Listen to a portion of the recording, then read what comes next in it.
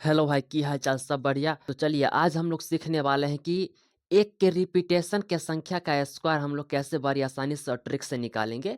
तो आप लोग यहाँ देख लीजिए कि अगर ये देखिए एक का रिपीटेशन क्या है 2 बार, तो 11 11 का स्क्वायर क्या होता है। अगर लगातार 3 में रहेगा रिपीटेशन एक का, तो उसका कैसे हम लोग स्क्वायर निकालेंगे। लगातार 4 बार रहेगा एक रिपीट, उसका कैसे स्क्वायर निकालेंगे। अगर 5 बार होता है एक का रिपीटेशन, तो उसका कैसे हम लोग स्क्वायर निकालेंगे। इस चीज़ को आज हम लोग सीखने वाले हैं।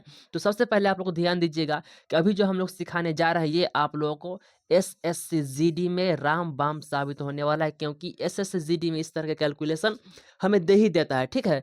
उसके अलावा हमारा रेलवे का एग्जाम जो है आरआरबी एनटीपीसी इंटर और 12th लेवल का जो है ग्रुप डी में भी इस टर्म का भी हमें यूज करने को देता है। तो आप लोग ध्यान से देखिएगा और इसको सीखिएगा। हम बिल्कुल बड़ी आसानी तरीका से इस चीज़ को सिखाने वाले हैं, तो वीडियो में आप लोग बने रहिए। सबसे पहले हम लोग देखते हैं कि मान लीजिए कि एक हमारा एक बार रिपीट है, तो इसका स्क्वायर तो हर कोई जानता है कि भैया इसका स्क्वायर एक ही आने वाला है।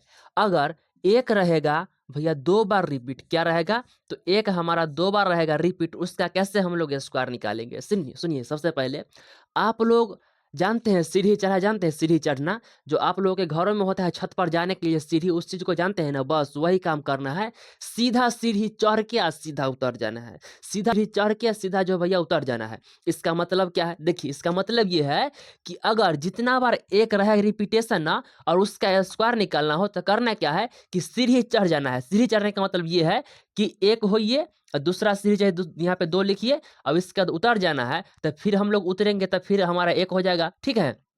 इसी तरह से और भी संख्या देखिए, ये हमारा रिपीटेशन है एक 3 बार, इसका हमें स्क्वायर करना है। तो 3 तक जाइए, फिर वहां से उतर जाइए।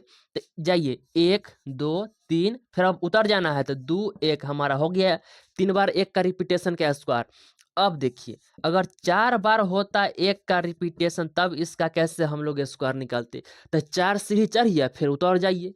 तो लीजिए 1 2 3 4, हम 4 सीढ़ी चढ़ गए। क्या है कि एक 4 बार रिपीट कर गया है, इसलिए हम लोग 4 गो सीढ़ी चढ़ना है। अब उसके बाद उतर जाना है। अब उतरिएगा तो 3 2 1 हमारा हो गया 4 बार एक का रिपीटेशन का स्क्वायर। यही आने वाला है। आप लोग निकालिए कैलकुलेटर मोबाइल का और खटाखट टिपिए, आप लोगों का यही आंसर आने वाला है, ठीक है।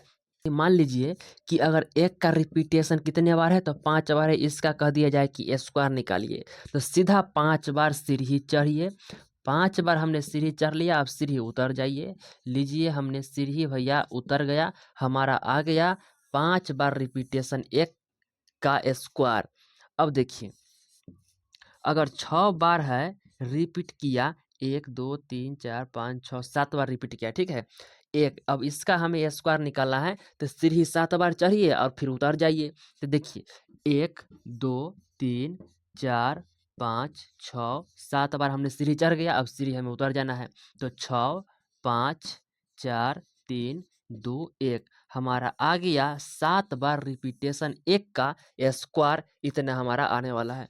तो आप लोग इसी तरह से जितने भी संख्या होगा एक का रिपीटेशन का स्क्वायर निकालने वाला, आप लोग इसी तरीका से निकाल सकते हैं, ठीक है। हालांकि 10 के बाद जो है हमारा थोड़ा सा नियम चेंज हो जाता है, तो उस चीज़ को भी हम आगे के वीडियो में लाएंगे, उसको भी हम लोग आपको सिखा देंगे, ठीक है। तो आज की सेवा हम लोग यहीं पे समाप्त करते हैं। फिर हम आप लोगों से मिलते हैं नेक्स्ट वीडियो में। Thank you very much all of you.